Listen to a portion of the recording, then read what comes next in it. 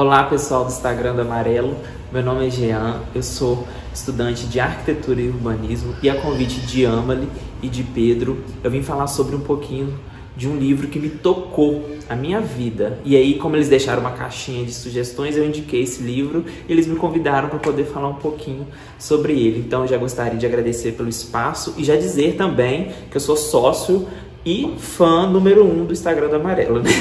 Todo mundo já sabe disso que eu estou participando sempre. Eu vou falar sobre o livro O Menino do Dedo Verde. O autor dele, o escritor, é o Maurice Druon. Ele é um escritor francês e foi o único livro que ele lançou infanto-juvenil. Ele foi lançado em 1957. Quando eu recebi esse convite, o que eu poderia falar desse livro, né?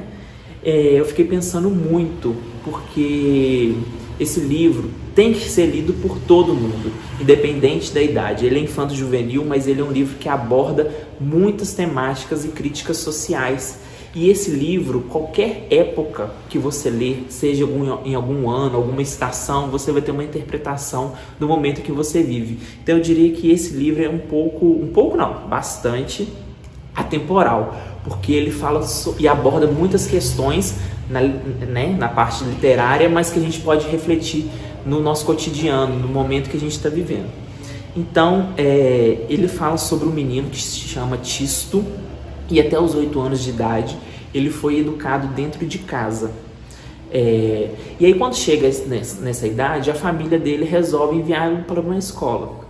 Quando ele chega na escola, ele se depara com uma sala de aula completamente diferente do formato que ele aprendia em casa. Então, involuntariamente, ele dormia dentro da sala de aula. Não porque ele queria, mas era porque ele não conseguia prestar atenção, então ele acabava dormindo. Então, no seu terceiro dia de aula, se não me engano, ele teve que se retirar da escola. E aí seu pai teve a brilhante ideia de chamar o Sr. Bigode para poder educá-lo, né? O Sr. Bigode era o jardineiro da casa deles, né? E a família do Tisto era muito rica e o pai dele tinha uma fábrica de canhões. Então, o Tisto, com seu olhar ingênuo, puro e com muito amor para o mundo, tudo que ele tocava no aprendizado com o Sr. Bigode, tudo se tornava flores, tudo se tornava solução. Com ele não tinha, os problemas se tornavam soluções. Então ele tinha uma visão completamente diferente como solucionar as coisas, colocando seu dedo verde, né? Não na anatomia o dedo verde, mas quando ele tocava, ele transformava tudo em flores. Então o Sr. Bigode, ele deu esse nome para ele, né? E aí ele começou a visitar a cidade, ele foi numa cadeia e aí ele viu que aquele lugar era muito escuro, cinza, fechado e não entendia por que os presos estavam ali. Então ele foi lá com seu dedo, né? Foi lá e colocou flores em toda a cadeia. Então os presos não queriam sair mais da cadeia, não havia fuga mais da cadeia. Ele transformou aquilo tudo em flores e os presos começaram a cultivar aquelas flores. Ele foi a um hospital e viu que era um ambiente muito triste. Então com o seu dedo foi lá e tocou no hospital com o seu dedo e aí transformou tudo em flores, melhorando o ambiente. E aquele furdúncio foi por toda a cidade, né? Porque todo assim, meu Deus, quem tá transformando tudo em flores por onde passa. E aí, quando ele chega na fábrica de seu pai, ele vê que é uma fábrica de armas, de canhões, e quando ele toca o dedo nos canhões, ele floresce, né? Lá dentro daquela guilhotina, floresce muitas plantas, flores, e aí o seu pai, sem entender nada, ele fica perplexo com aquilo, porque como Tisto conseguia resolver todos os seus problemas de uma forma tão simples. E aí o Sr. Bigode morre e aí Tisto fica sem saber o porquê que ele morreu. E aí tem alguns trechos do livro que falam muito sobre isso, sabe? E ele diz que o Sr. Bigode morreu por morrer, que as pessoas morriam sem saber o porquê daquela morte. E aí eu não vou contar todo o livro não, porque eu só vou ler o último parágrafo, que me toca muito e faz acreditar na nossa realidade, né? No momento que a gente vive hoje.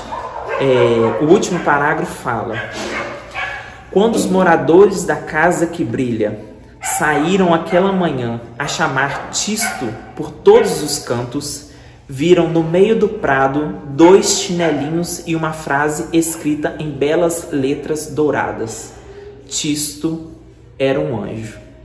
Então a minha voz fica um pouco embargada aqui, porque me toca muito esse livro, porque fala da pureza e da inocência da criança, e que ela não precisa estar dentro de um padrão para ela poder ser diferente, para ela ser o ideal. E eu acredito muito nisso. Tisto hoje eu vejo como a Ágata, como João Pedro, como Cauê, como Cauã, que assim que saem de suas casas para poder ir para a escola ou ir para uma aula de balé como Ágata, são pessoas que morrem, né? E aí são tiradas da nossa vida. E aí, quando ele fala que Tisto era um anjo e que ele era flor por onde ele passava, eu lembro dessas crianças. Então é um livro que me emociona muito, e a cada vez que eu vou ler ele me toca de uma forma diferente. Então eu recomendo esse livro para todo mundo. Eu não quero contar muito a história dele, então para vocês interpretarem de uma forma também, pode ser diferente da minha, mas foi assim que eu tive essa visão desse livro. Então eu gostaria de deixar essa mensagem para vocês. Ninguém nasce preconceituoso, ninguém nasce racista, ninguém nasce com um olhar discriminatório para ninguém.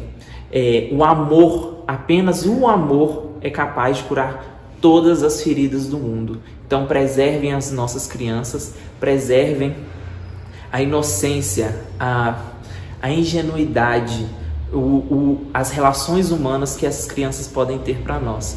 Então esse é um livro que me tocou muito, eu indico, e eu espero que vocês gostem da leitura.